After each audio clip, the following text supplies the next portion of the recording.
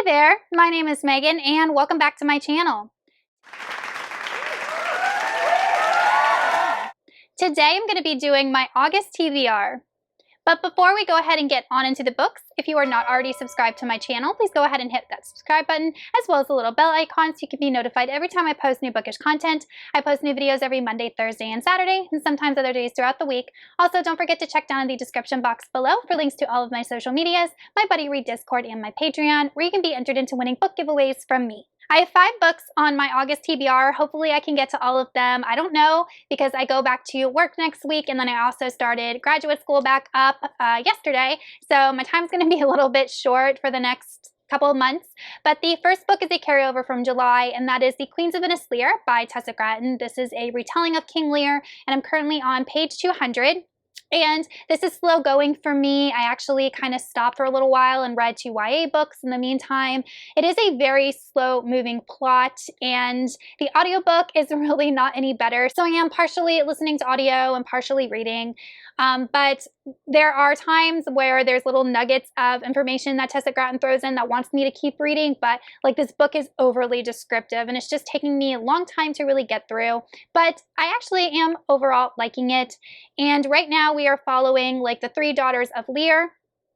And King Lear is like kind of losing his mind, and the one daughter that everyone thought was going to be crowned to take over the kingdom was exiled, and the other 2 daughters, who are, you know, really not the best, are going to take over rule of Venezuela and kind of split the rule in half. And that's just going to set up for a lot of like political things and probably battles between the 2 husbands of these 2 women.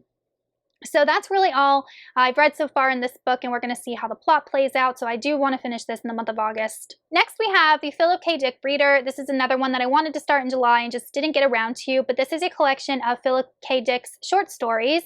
So he is a famous sci-fi writer, and he wrote the book that inspired the Blade Runner movies, which is not in here. And there are a lot of short stories in here that were turned into movies, such as Minority Report and Total Recall. And a lot of these short stories I'm not familiar with at all. I think there's 22 of them in here. So I feel like this will be an easy book to read because I can just knock out a short story and it'll feel like a chapter. And I really did enjoy Do Androids Dream of Electric Sheep, and I wanted to read more of his works for a long time now, and this is just the perfect excuse to do so. Then I wanted to pick up The Hod King by Josiah Bancroft. This is book 3 in his Books of Babel trilogy. I read Senlin Ascends last year. I read The Arm of the Sphinx this year, and it's just a series that I want to finish because I'm enjoying it quite a lot. And I will say that these books do get much thicker as the series goes on, so this is definitely a dense book. But if you're not familiar with this story, it follows a man named Senlin who in book 1 decides to take his new wife on their honeymoon to the Tower of Babel. And the Tower of Babel has levels, and a lot of people go and vacation there to this really nice level where there's like pools and spas, and it's supposed to be relaxing. But on the first day, his wife goes missing. So Senlin is on a mission to find his wife, and he is slowly uncovering the truth about the tower, the sinister things that are going on in the tower. Senlin is changing a lot, you know, as a person himself. And in this book, we are following the Hods. So the Hods are this like underclass, these servants that, you know, are forced to serve different types of people in the tower. They travel through these hidden like corridors in the tower, and obviously they have a lot of information, they know a lot, and really Senlin is trying to uncover the mystery behind the Hods and who exactly the Hod King is, who do these people report to, and why are they being, you know, basically placed into slavery. And anyone can become a Hod, essentially. If you do something wrong in the tower, you can become a Hod. So the Hods were introduced like all the way in book 1, and I know they're going to play into the mystery of this whole series. And then there was a little negative information that was left at the end of The Arm of the Sphinx, which kind of gave us more information about maybe as to what's going on with Senlin's wife. So I'm interested to see where that plot line goes as well. Then we have Interview with the Vampire by Anne Rice. This is a book that I read when I was a teenager, and I wanted to reread for the longest time. But I remember enjoying this book. I remember finding it really dark and disturbing, and I've wanted to dig back into it. I do want to read all 3 books this time, and I figured, you know, it's actually a perfect time to read this book, because if you read this one in August and then The Vampire Lestat in September, Queen of the Damned in October, it'll kind of like tie into Halloween. So I don't remember the book being this short, but it is fairly short.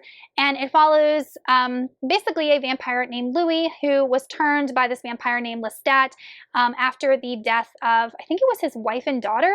I can't remember, but someone died. And Louis basically had no will to live, so Lestat turned him into a vampire to give him immortal life. And this whole book, Louis is trying to grapple with the idea of immortality and who he is he essentially evil? And there's just a lot of deep themes in this book that I'm really, really excited to revisit. So I'm really hoping to get to this one as well. And then lastly, we have Kaitonic by Brandon Sanderson. Of course, I can't go a month without reading a Sanderson book, but this is book 3 in his young adults sci-fi series called Skyward.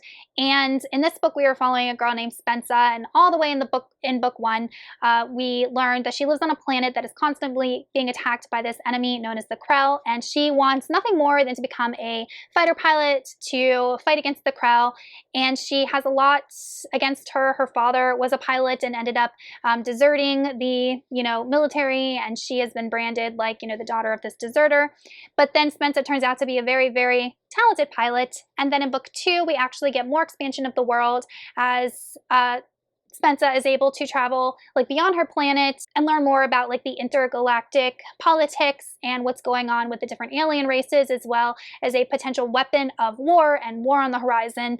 So book 3, I think this is the last book in the series, I'm not sure, but Spensa is having to take what she's learned and try and thwart what's going to happen with regard to this alien warfare. So I'm really excited to be back in this world to see how Sanderson continues to expand the world and be back with Spensa and all of her, misfit alien friends. So I'm not sure if I'm going to be getting to this one. If I finish everything else, then I'll pick up Kaitonic, but if not, I'll put it on the back burner for another time. Okay, you guys, that is it for my August TBR. Let me know in the comments some books that you're going to be reading in the month of August, or if you've read any of these and what you thought of them, and I will see you all in another video soon. Goodbye!